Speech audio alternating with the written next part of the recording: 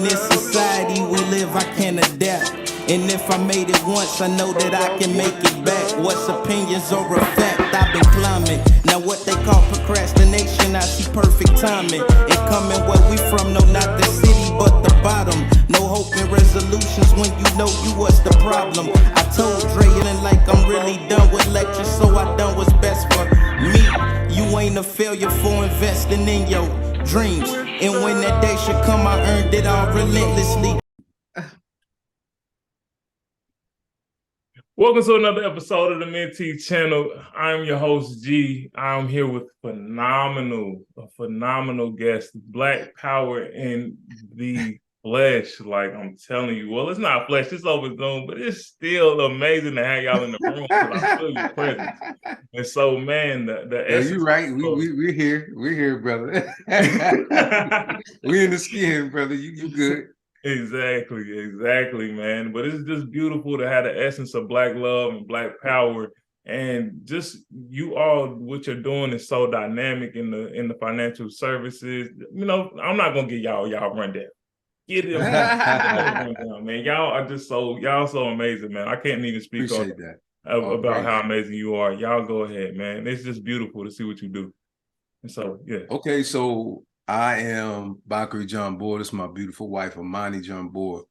And together, she and I, we run multiple businesses together. We're real estate investors, Synergetic Property Solutions, LLC. We also run Sky Legacy Financial Services, LLC together, where we provide families with the financial tools that they need in order for them to build a financial shelter for generations. Additionally, she and I, we have a e-commerce business together, Al Cabanon Lifestyle, where we have African men and women's clothing, health and beauty products, men and women accessories for your needs. And that's what we do.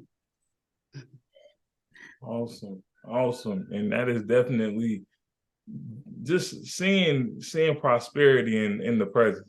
That's amazing because you all have multiple streams of income. So what gave you all that drive? What gave you all that fire to do this as a couple and as a team? I think we started out with a primary focus on family, leaving a legacy for our children, our children's children. We knew that we had mothers that didn't have husbands. You know, I have a mother that's a widower, and he has a mother that's single. And we realized that, you know, they don't have everything that they need, you know what I mean, in this life. You know, they have a roof now, but what happens when they get older? Are we able to take care of them? Are we able to pay their bills? Are we able to make sure that they are, again, taken care of in the way that they need to be taken care of? So we had a platform that was encouraging families and to create generational wealth.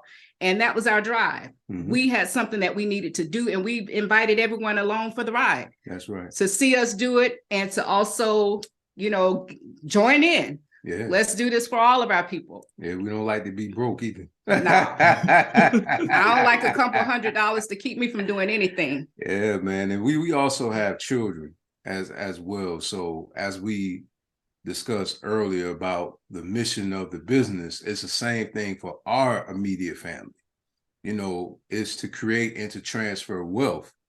Okay, and we knew that we had to have multiple streams of income. When you look at multi-millionaire, okay, that word is a give me right there. I don't know a multi-millionaire that doesn't have multiple streams of income, right? So we recognized we needed to get into an industry or industries that will be very lucrative and that will provide the passive income that we needed in order for us to accumulate wealth. And we also understand that in order for us to be able to help people that are not financially stable, we had to be financially stable. We had to be that first one. So we had to save ourselves first. So that's what inspired us, man, because we got tired of seeing of our people, you know, struggling, you know what I'm saying? And we both from the inner city. So we both seen poverty. You know, my wife, fortunately, she seen her mother and father build an empire together. You know, my father-in-law was a very well-established contractor in South Florida. okay, where he built Walmarts, Home Depots, just to name a few, schools and schools, jails. so yeah, so that's where she got a taste of the business side, the white collar side, if you will, because her father and mother were literally millionaires. You see what I'm saying? Hiring people within the community too, right? Right there in the community. So we recognize cooperative economics plays a very critical part in the survival of our people, and how can we write the checks if we don't have the money to do it? So why do we press so hard too as well? It's not just about our immediate family, it's about us as a people. We're able to hire people. Matter of fact, we just recently hired our own relatives, to do some work for us for one of our rental properties. Right now, we couldn't do that if we didn't have the capital. Exactly. We couldn't write the checks if we don't have the capital. So, to me, it's simple logic to the plan. You have to be able to have the resources in order for you to divvy out resources.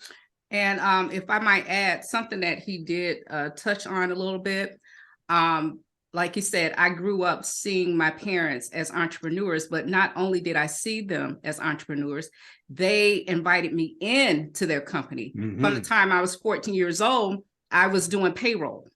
I was balancing books. Yeah. You know what I'm saying? I was writing invoices. She's good at it too. I was writing checks. I was their bookkeeper, accountant, or whatever they needed. So I think that it would behoove a family to invite their children in, to teach them the way, to show them a way. But how can you teach and show them the way except you be that example? And you got to have the knowledge, the wisdom, and the understanding to be able to help to educate. So we recognize it's the implementation of accurate financial information that brings about transformation. So it's not, money makers who take notes. You understand what I'm saying? It's those who take the notes and execute what they've written down. So I have to debunk that because a lot of people say that, note takers are money makers. There's plenty of people that write stuff down. There's plenty of people that read stuff, but they don't do nothing with it. No. You know what I'm saying? So that's the reason why it doesn't transform their life. So we got here by implementing the right information, accurate strategies. I have a stack of books over here, that I've read some pieces from here and there and put it together, and it created that financial map to help us to be able to create, wealth within our family, to be able to build a net worth of being millionaires, right? So that's what we did. My wife was the one who brought the information to me and put it in my hands. But the reason why it worked for our family is because I put in the work to make it work, And I just want to add this also. And the reason I was able to bring it to him is because my father brought it to me. Yeah, no doubt. He always told me whatever the mind can conceive and believe, it can achieve, and he was that example. And he was so much an example to when I was 21 years old, I purchased my first home by myself. I just came home and said, I'm buying a house. So I contacted the realtor and say, I want to live over here. Yeah. And I went through the process and my parents was on the sideline looking like, what the world? And then when I went to closing, I said, I just closed, and everybody came over and we had a house painting party. So I'm sure they were very, very proud, but I got that information. I got the home ownership and everything from my father. So they were that example. You have to be the example for these kids. That's right. Be the change that you want to see. Be that, man. That's the best way to lead people. I'm a former Marine. I'm a retired Marine Corps staff sergeant. I served for 20 years, and we were big in leadership. And one of our leadership traits was being an example. Our non-commissioned officer creed. When I was a non-commissioned officer, when I was an E4 and an E5, and that part of that creed said, be the example. You know what I'm saying? That's one of the most powerful things that you can do is to live it, to walk it out so people can see it. And what that does, it gives them faith that it can be done, especially when you come from the same background, you know, that they're in, right? So that means that they can relate to you. And then they know that you're not a person that's talking from, you know, the outside looking in. No, you was in and now you're out and now you're going back in to bring them out. And that's the difference. And now that's powerful. And see, and one thing that I'm noticing the more that I'm having these conversations on this platform, and I'm grateful to have this platform because I'm in the process of doing that for my family as far as being that example, going after it, actually creating that generational wealth and being the first representation. And you all seeing that and as a representation at a young age, you being in the business at 14 years old, actually working the books and literally turning that into a whole financial company. That is like so powerful, and how you transform your husband's life and you becoming a king and an actual unit, king and queen. Like that is so powerful. And so which part of it do you think played the most part? Was it having the right partner, or first having those right examples at a young age? You know, I'm going to say that both of them. My father was that example. He stayed with my mother from 16 years old until he, you know, transitioned. You know, he was that example because of what he did for the community. He came to a community that was basically, I'm going to say, disenfranchised, and he went and he took those people in the community and employed them. He was a construction worker. He taught them how to lay brick. He taught them how to labor, you know, and that's what he did. And he did that by example. But I'm going to also say that, yes, there was something that was churning on the inside of me, you know, but before I met my husband, I felt like I was a plane that was flying on one engine. But when I got with him, it became a rocket that need that extra rocket fuel. You see what I'm saying? Yes, like the song say, I'm good by myself. How does the song go? But we're better together. We're better. That song by Neo. Right. And that's the way it should be. And Fabulous. How does it say? I'm good all by myself, but we're forced. Yeah, we're forced when we're together.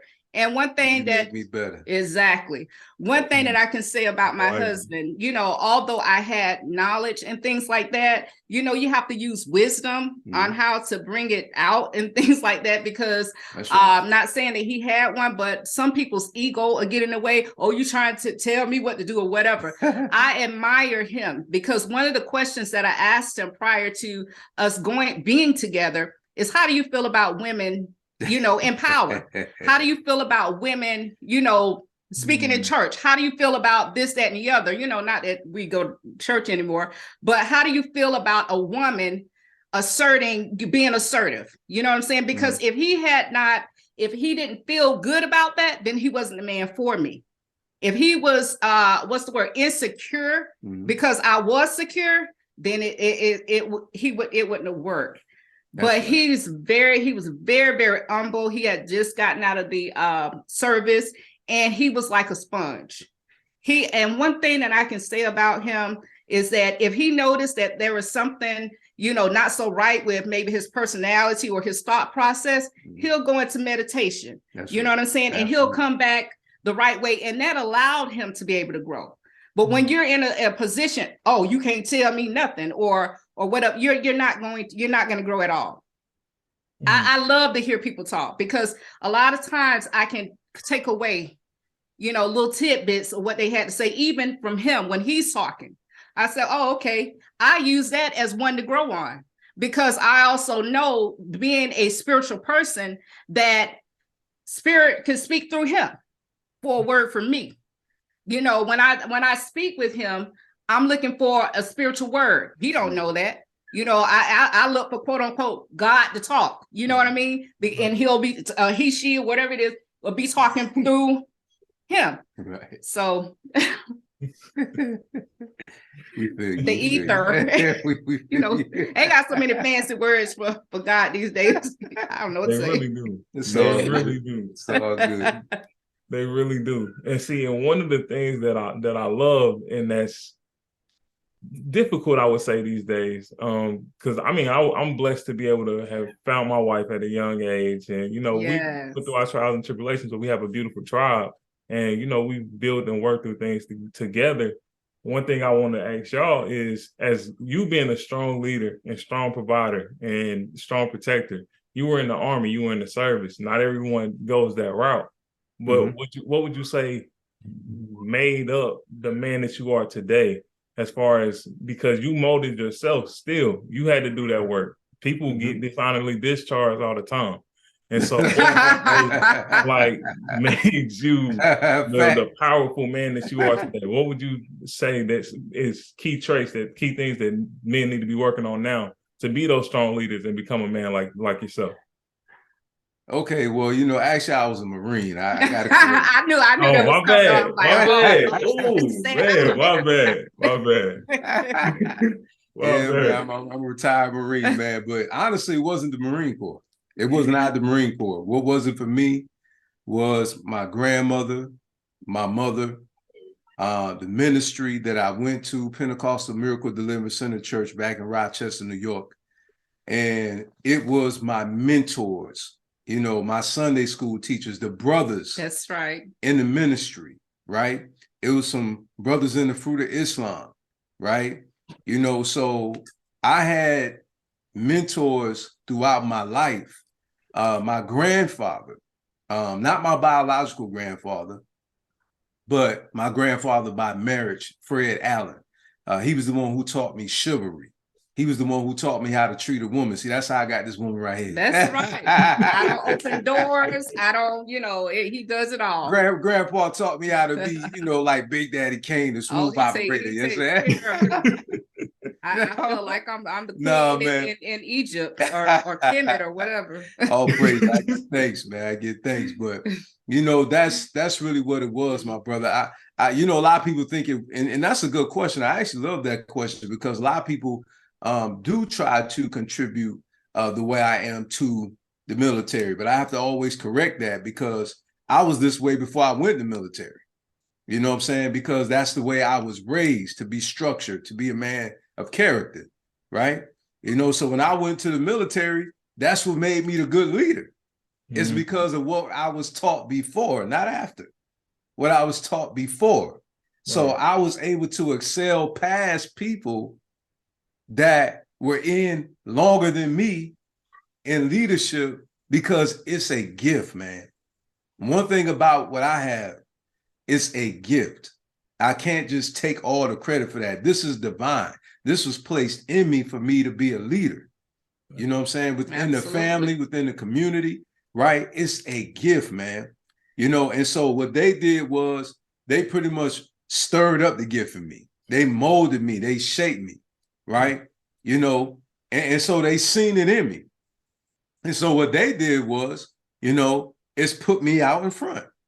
Wow, something different about this guy, and I got put out in the front, man. I'm telling you, even in ministry, man, even in ministry, I would go to a ministry. I didn't even open up my mouth and they would just say, tell me who I am and what I am. And you know what I'm saying? And nobody told them that. I didn't know those people, you know what I'm saying? But, it was revealed, when there's a calling on your life, when there's an anointing on your life, you know what I'm saying? When you're chosen, you're that light in the world. You're that city that's set upon a hill that can't be hid. And that's the bottom line, man. And that's the bottom line. And Gerald, let me just say this also. The reason that I'm with this gentleman right now is because of his character, is because of his integrity, it's because of his heart, his courage, all of that. And when we were dating, I had to try him. You know what I mean? Meaning, not that time. That's an inside joke. Hey, I already know. Meaning, if he would have flinched, and if he would have did opposite of what he said or anything like that, or didn't keep his word, it was a wrap for me. It was a wrap for me. It's to the point where when he came and met my parents and my mom was looking strange, I was like, "What's wrong, Mama?" She said, I'm not worried about I'm not worried about you. I'm worried about him. Yeah. Because you're the one who walk around with a pair of scissors in your hand, you'll cut off somebody in a minute. No cap. Well, I want to tell Mama, look, No cap. the only reason he made it this far to meet you is because, you know, he was a man of character and integrity. We couldn't be where we are if he had not had his character, if he wasn't a man of integrity, if he wasn't the wind in my back and all of this other kind of stuff. I surround him, he surround me. We're meshed together. We're one. We're so one that he can't even think without me saying it. And I can't even think without him saying it or what have you. And he can't even get a good prayer through or what have you, because I done tapped into his conversation time. I'm gonna say telepathically, for lack of a better word. You know what I mean? So it is the character and the integrity of this gentleman that keeps this relationship going. That's beautiful. That's beautiful. And so this is a few things I want to ask y'all as far as business wise. And so financially, as a couple or power couple, because I mean you already have the background as far as the bookkeeping and all of that. Like, yeah, what makes it all comes together. What would you say is some financial keys that people need to look into as far as in our community, so that we can create more Black wealth and more beautiful Black power couples financially? Well, I would like to say is the education piece about finance, about business. How does business work? The reason why sometimes we get denied is not because of our ethnicity. Sometimes it's because we're not positioned properly. So it's imperative that we learn how to structure our businesses properly so that way we can get provided funding. One thing we have to understand is that even when you go to a Black-owned bank, you know, they will not just give you money because you're Black. It don't work like that. It's a business. You understand? You know, so we have to structure ourselves, you know, to be able to receive the funding like we have done, right? You know, we found out, okay, what is the banks looking for? You understand? You know, and then we went from there. We established ourselves like that. We got our operation agreement, right? You know, we could back it all the way up. First, you got to make sure your name is legally registered with the state. You have to go to the Secretary of State. You know what I'm saying? Then you get your name. Then you get your EIN number, your employee identification number, right? Then you get your Dun and Bradstreet number, which positions you to be able to get business credit, to be able to get business funding, right? You know, and so when you learn these things about what the banks are looking for, documentation-wise, structure, you need to have a business bank account, a business phone number. You got to find out, hey, can we have a P.O. box? Do we need to have an actual commercial address? So that's what I recommend. People got to really get some very in-depth insight as it relates to how a business is structured.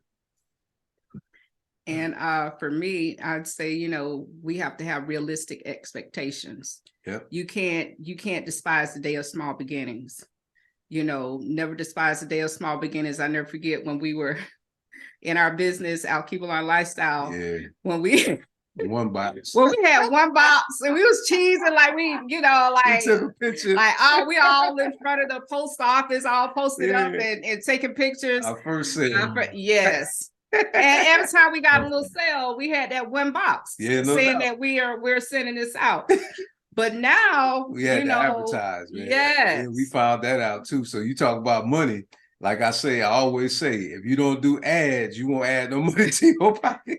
Right. So, but we were happy. We were grateful. So then we got to the point where we had trunks full. Yeah. We had couches, but rooms full. You know, you don't despise the day of it got real. Yeah. You don't despise the day of small beginnings to the fact that we're making multiple six-figure, we earn multiple six figures through that business consistently for the past 3 years. Yeah. So we've been blessed, man. We've been blessed. Got your finances together. And so now, did it start with the finances and then the real estate, or did it first start with the real estate investing? When did real estate investing come along?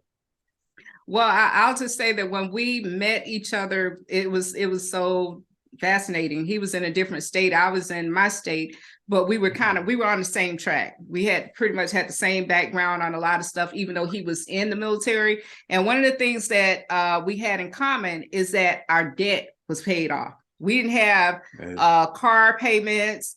I was paying for cash for everything. We didn't have a bunch of credit cards, Nope. or anything like that. So when we met up, we were pretty much almost debt free, except the fact, of course, our mortgage or whatever the case may be. Mm-hmm. So that's where it started. And then as we got together, being a spiritual person, both of us, as a matter of fact, we stay in tune with spirit.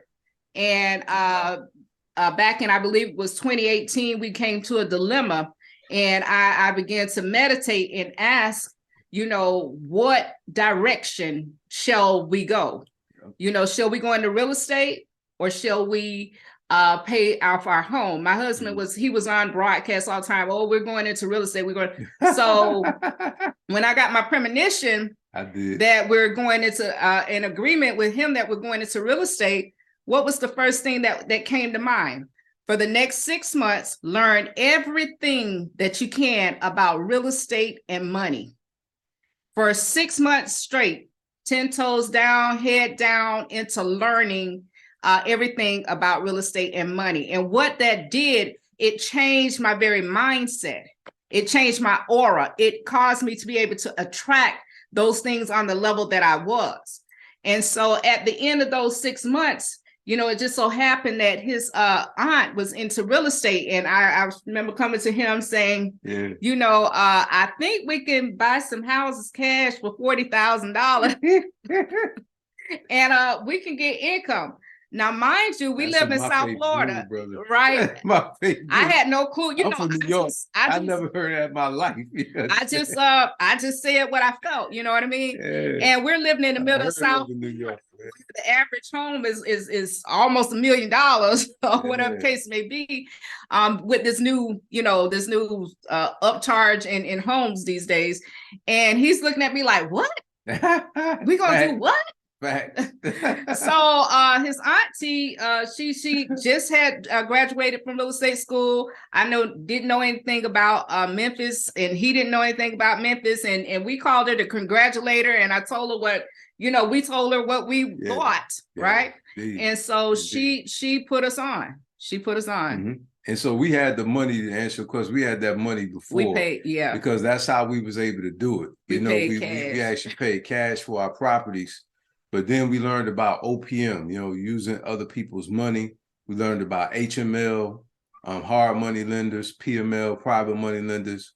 Okay. And we learned about business credit, right? So we could stop exhausting our personal funds, to be able to, have some monies in our bank account, and to get to the point where the business is paying for itself and paying for our expenses, so the personal expenses and the business expenses. So that's the goal, in the business arena, so you can free up and also so you can stay away from your personal credit, right? Because when your business is not generating enough money, unbeknownst to a lot of people, they'll look at a personal guarantor, okay? And if you're dealing with the right lender, they'll just do a soft pull when you're dealing with business credit, right?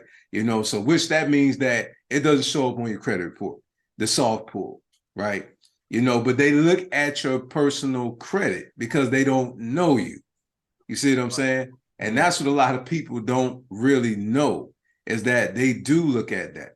You know what I'm saying? Because when you're dealing with legality pieces about, holding a company accountable, it's a totally different side of the house when you start dealing with a business entity rather than a person. And so a lot of times the banks, they don't want to do that. You know what I'm saying? So, they're like, oh no, you need to sign, you need to put your name, on here, because we can hold you accountable. So that's the reason why too, you want to make sure your credit is straight, because you don't know which credit bureau as well, let me add that they may look at, because some banks use different credit bureaus too. That's the reason why you want your score to be good across the board. Just want to throw that little nugget in there. And so really that key piece that you said was just getting your own house in order, basically. Oh yeah. You can really start purchasing, really getting into that industry and being able to really give yourself that financial freedom to be able to start to diversify your portfolio. Absolutely. I'm glad you said that, because that's how we got the primary residence that we're in now. You know, we had to lower our debt to income ratio. You know what I'm saying? You know, so when you're dealing with your debt to income ratio, your DTI, okay, you know, that will help you to be able to get a primary residence, and you're able to use that as a home-based business. You know, you get write-offs, you know what I'm saying, when you're a home owner, okay, because people can have a home-based business, you know, living in a rental in a rental property, right? You know what I'm saying? But that home ownership, you can't tap into the equity like you could, you know what I'm saying, if you were a home owner, right? That's the difference, right? So you're able to get the equity when the house goes up in value, you know what I'm saying, and it's worth more than what you paid for it. You know, now that money is for you to use so that you can be able to, I always say, save money to make more money. That is my theory. Save money to make more money. So we think when we save with a purpose. And what is that purpose? It's to make more money. You know, to take that money and to reinvest it into an asset, that which grows in value to where you can utilize that to do what? Get more money, sweetheart. Yeah, and then I just wanted to add, you know, there's a method called profit first, right? And that method, profit first, is they stay attributed generally to businesses, where people have businesses a lot of times, and people don't know that the business owner is not getting paid. You know, they're putting everything back into the business, you know, and they're exhausting all of their personal funds, their personal credit. And with profit first, you're taking your money first and then pay everything else. You know, I had to learn that two ways. I had to learn that in my personal life, where at one point in time, you know, I was generating funds and I was handing it out to everybody, but I never got anything for me. And then I flipped it around. I said, wait a minute. I said, I'm giving you 10% off the top. I don't have anything for myself. So when I flipped it and I began to take 10% for myself and put it into my 401k or my 403b, you know, then it began to generate. You know, when I paid myself first, it was able to multiply, you see. And I started with the 401k when I was about 19 years old. And from 19 years old up until the time that he and I had that conversation, it was just generating every month, just $400 or $500 from that time. And so that's how we were able to purchase those houses for cash. Now, another thing is that when you have that type of leverage and you're your own bank, a bank can't deny you for what you have for yourself. No doubt. If we had gone to the bank, they probably would have been like, no, we're not doing this. But because we started this ourselves and we were able to dig in our own pocket, this is how it all got started. Because if I had to wait, or we had to wait for anybody on the outside, it wouldn't happen. And for me, we positioned ourselves. And for me, I fully retired at the age of 39 because of me using budgeting. Before I even touched real estate, before I even touched being a life insurance advisor, which, you know, we also, you know, deal with that. And before I even touched e-commerce, you know, I was already retired, but it was because of me implementing financial strategies and bringing down my debt to income ratio, right? So I can bring in more income. And this is what I need people to understand, is that you cannot invest money that you don't have. That's why it's imperative to learn budgeting. A lot of people overlook budgeting. You always hear people say, oh, you know, go invest in real estate. Oh, go do this, which is good. But the thing is, how can you invest money you don't have?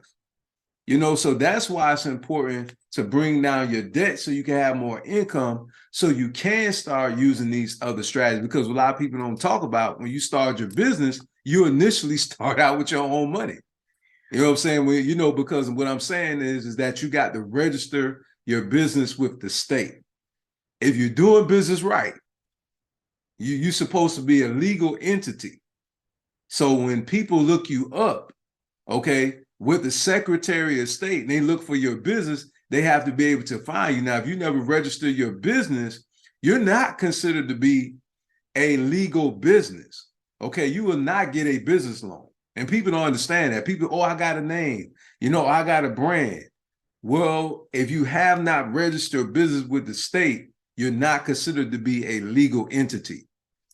So that's why a lot of people didn't get the, you know, the PPP loan, the forgiveness loans, and the EIDL loans, is because they were not on paper.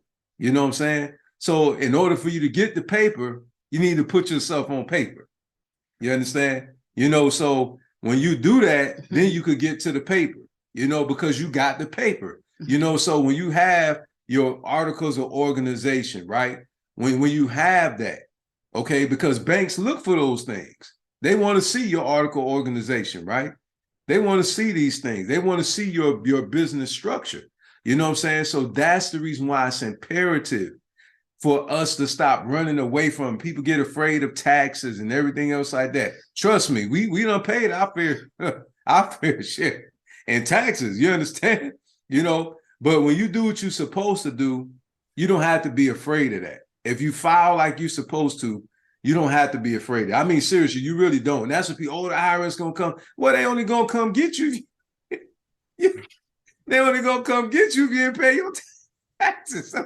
You understand? You know, and if you file, you know, like you're supposed to, you know, file your paperwork and stuff like you're supposed to and everything like that. So if you get audited, then you'll be fine. Can I add something right quick for the employed people? One of the things that I think is very important, because, you know, there's something called a 9-to-5 millionaire also. Yeah, right? Yeah, Jamal Bryant. One thing that I think is very important is that when you do seek out employment, you seek an employer that has benefits, right? So I mentioned a little earlier about my 401k, my 403b, or what have you, that I put money into, right? I had an employer that was matching it. At one time back in the 90s, it was dollar per dollar. Yeah. You know, you put $1 in, they put $1 in. You know what I mean? And I was like, oh, you matching one? And I put as much as I could, right? And so and then the numbers kept going down. But the thing is that if you have an employer that's also contributing to your retirement, take advantage of that. If they max out at 6%, at least put 6%. If they match in 6% or whatever, at least put that in. You know what I'm saying? Because that has a tendency to grow and grow and grow. Like he's mentioned, everybody's not going to be an entrepreneur. But if you are going to be on somebody's job, be smart about it. Look to capitalize on what they're giving, their benefits, and let it be beneficial to your future. Right. You know, the pre-tax, they got that, and you know, et cetera, and even after taxes, if you want to do a Roth IRA, if you want to do whatever to put up for your savings, then you have the life insurance policies, the IUL, and et cetera, to help you to build capital. Yeah. So when it comes to time, right? Supplemental income. Right. So when it comes time, you can dip in your own stuff. You don't have to take no for an answer. Mm-hmm. You know what I mean? I mean, you don't have to, like I say, one monkey don't stop a show. There's always a way out, but position yourself to help yourself be that way out. And let me add on to that, because that's how I was able to retire. Notice I talked about me retiring, but some people don't prepare for that. And I have to be very clear. I actually prepared to retire. I knew how much money I needed in order for me to sustain my lifestyle. And what catch a lot of people off guard is, okay, you're 28, right, brother? Yes, sir. Okay. So what catches a lot of people off guard is when they're young, they don't prepare for when they're older. And so a lot of people that's working, unfortunately, they don't think about their future. They just think about the now at their time. And so when later comes, they're not ready. You understand? Because they don't take in consideration, I'm not going to be making as much money as I'm making while I'm working when I retire. And they don't even look into what their percentage is going to be. So now you have a lot of people, you know what I'm saying, who don't have financial discipline, and they live like there's no tomorrow. They don't have financial education. They don't know about cash value life insurance. You know, to be able to put their money into a tax-free account like that, tax code 7002 A, you know, to where you don't have to be concerned about the early withdrawal penalty fee. You don't have to be concerned about capital gains tax. You don't have to be concerned about collateral. You don't have to be concerned about your credit.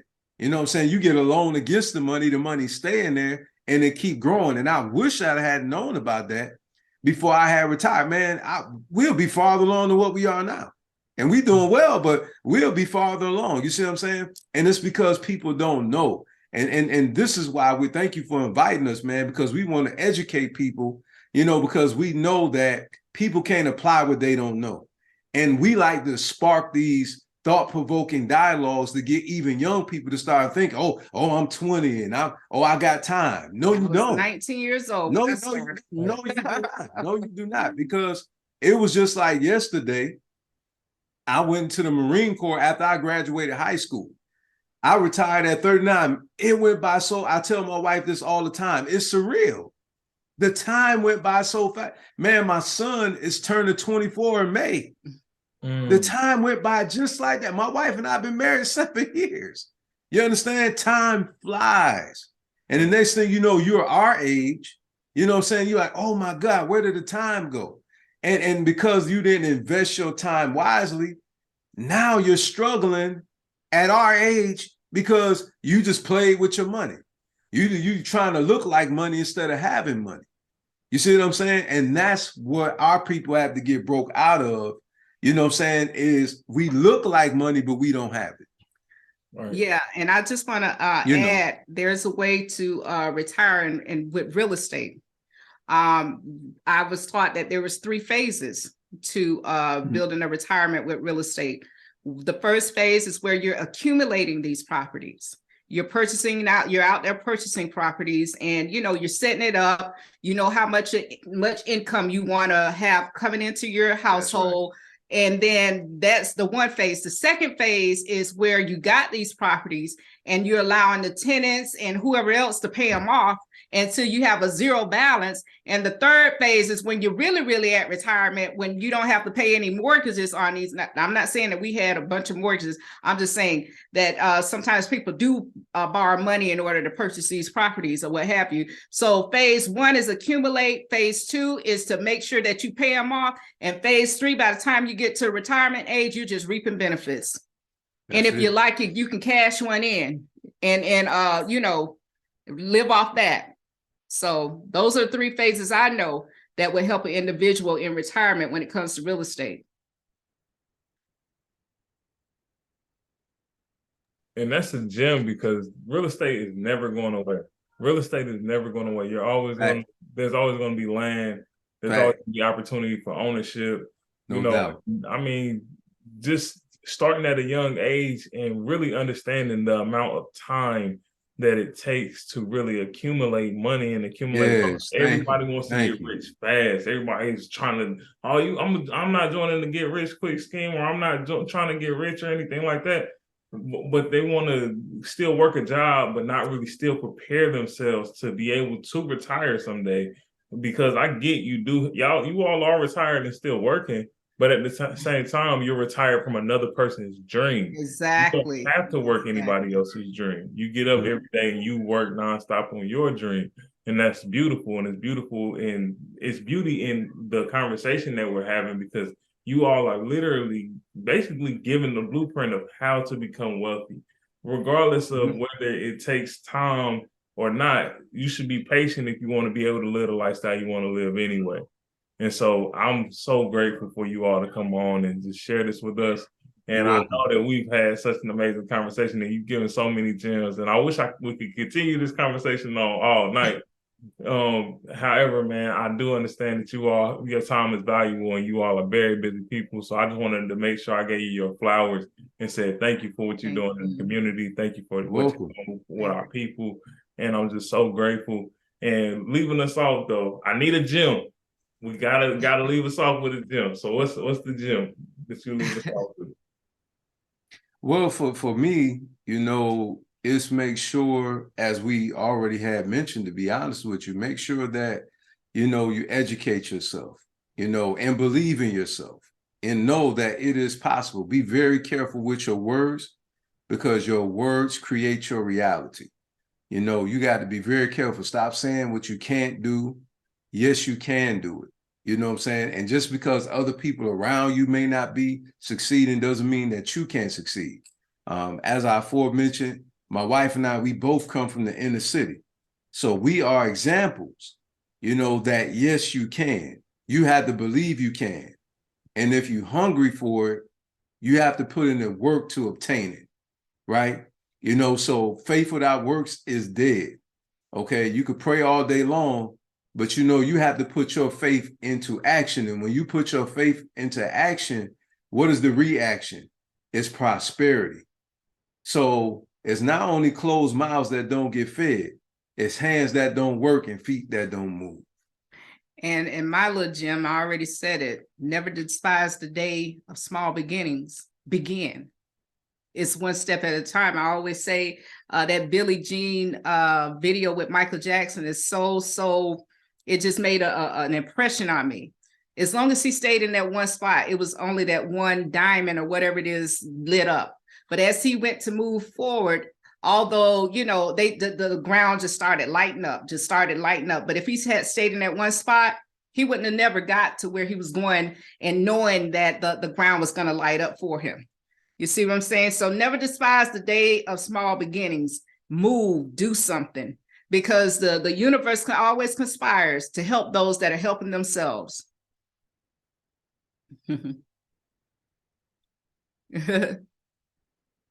The talk, I love it. That's for one, that's one of my favorite Michael Jackson videos. I used to really think I was Michael Jackson as a kid. I used to dance around the auto. I know that's like a whole other subject for yeah, all. But then when you said it, I seen it like brother. yeah, like I almost did the hee. I didn't want to embarrass my wife. Man, I done had so much fun with y'all, man. I done almost broke out of the song. I done almost danced along when you said it. Yeah, man, I seen myself too, man. I seen myself too. Hey, we was gonna be here, Mike. We was gonna be here thrillering in a second, man. Just I'm telling you, y'all are just so amazing. I'm so grateful that you all came aboard. Thank you, my brother. Definitely. This month here, for one, for them to have Valentine's Day, of course, but the main thing that I wanted to focus on is Black Power. But we just celebrated Valentine's Day, and you all are Black Power and Black Love, and we definitely celebrate you. And thank you. We got to make sure that we, put our arms around you and support what you all are doing. And so, just share with us, where we can find you, how we can support you. And just any sites or anything that you all wanted to drop or anything that you got coming up that you want to be able to advertise or make sure that we all support. Sure. You guys can follow us on YouTube, Instagram, Facebook, Bakri Jombors. If you want to find our businesses as well, our financial business, you can type in Bakri Jombors, like with my name right there, BOCKARIE Jombors JOMBOR.com. When you put that in, it'll bring up all of our social media platforms, and you can find us there. Even our website for our financial business. We also provide free consultations. So you can find us at www.skylegacy. That's SKY Legacy LEGACY. SkyLegacyFinancialServices.com. Financialservices.com. So that again, SkyLegacyFinancialServices.com. That's where you can find us at as well. And our e-commerce store is Alkebulan Lifestyle. It's spelled ALKEBULAN Lifestyle. And if you want to visit our store, it's alkebulanlife.com. That's ALKEBULAN LIFE.com. alkebalonlife.com. And we know that Alkebalon is the ancient word for Africa. And I done learned so much from you. Man, y'all are amazing. I'm so grateful, man. I'm so grateful and so honored to have y'all on. It was such an honor to have y'all. Likewise. Thank y'all, man. I'm like up to here right now. I'm fueled up, man. I'm so grateful to have y'all. And so we appreciate you too. Thank you for what you do, man. You know, for doing what you do in the community too, making it more beautiful than it was before you inherited it. So we're proud of you. You know what I'm saying? As a young king, that's setting the example as well, man. You know, we need you all. Yeah, you know, contrary to popular belief, we need you all. We need the youth to continue to carry this torch. So we're super proud of you of stepping out, you know, and separating yourself and, you know, being that light in this world, man. So keep doing what you're doing, brother. Absolutely. Yes, sir. Hey, I appreciate that, man. I definitely take heed to that. And you are phenomenal, man. I appreciate all the gems.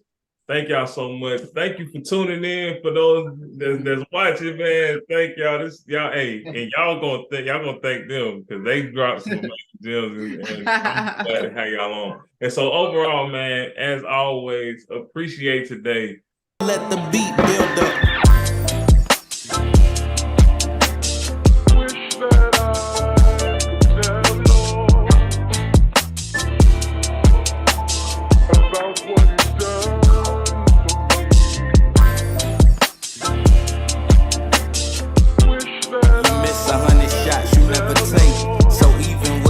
I burn my lessons to the face. But shit, if I excel,